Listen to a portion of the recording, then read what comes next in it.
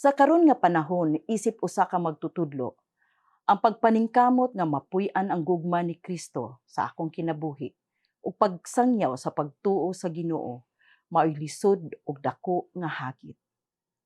Sa henerasyon nga lisod na kumbensihon ang pagtuo diha kang Kristo ug unsa kadako ang gugma sa Ginoo alang kanila. Muhunong ba ako? Musurrender na dayon talikod ug biyaan ang hagit nga iyang gihatag kanako.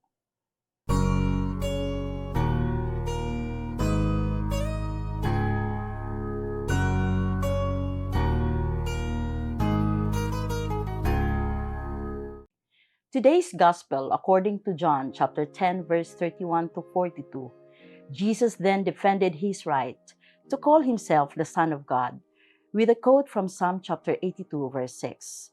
I say, you are God's sons of the Most High, all of you.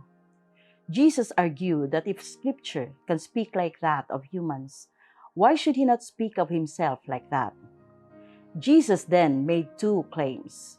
He was consecrated by the Father for a special task, and he was sent into the world to carry out his Father's mission.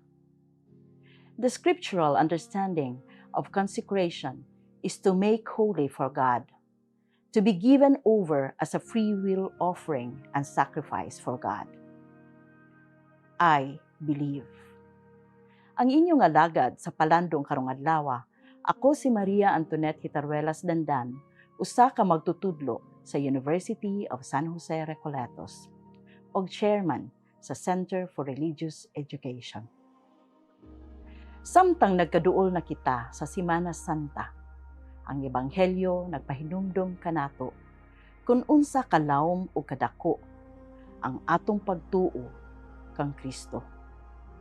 Giandam usab ta niya nga bisan unsa ang atong pagpaningkamot nga pagbuhat og maayo diha sa atong pagtuo, makasinati gihapon kita upang pandaot, paglutos ug pagbutang-butang. Sa karon nga panahon, isip usa ka magtutudlo, ang pagpaningkamot nga mapuy-an ang gugma ni Kristo sa akong kinabuhi ug pagsangyaw sa pagtuo sa Ginoo maoy lisod ug dako nga hagit. Sa henerasyon nga lisod na kumbensihon ang pagtuo diha kang Kristo ug unsa kadako ang gugma sa Ginoo alang kanila. Muhunong ba ako? Musurrender na dayon talikod ug biyaan ang hagit nga iyang gihatag kanako. Ang gugma ug pagtuo diha ni Kristo dili lang mabati diha sa panaghisgot sulod sa classroom. Apan masinati sa mga estudyante kung giunsa ang nako pagpuyo sa akong kinabuhi. Adunay mga panahon nga gusto na muundang sa pagpaningkamot, mga kalisod nga giagian, mga problema, kapakyasan. Apan ang pagtuo ug gugma ni Kristo mao ang hinungdan sa pagpadayon. Allow me to share this quote found on the wall in Calcutta, India. If you are kind, people may accuse you of selfish interior motives. Be kind anyway. What you spend years building, someone could destroy overnight. Build anyway. The good you do today, people will often forget tomorrow. Do good anyway. Give the world the best you have, and it may never be enough. Give the world the best you've got anyway.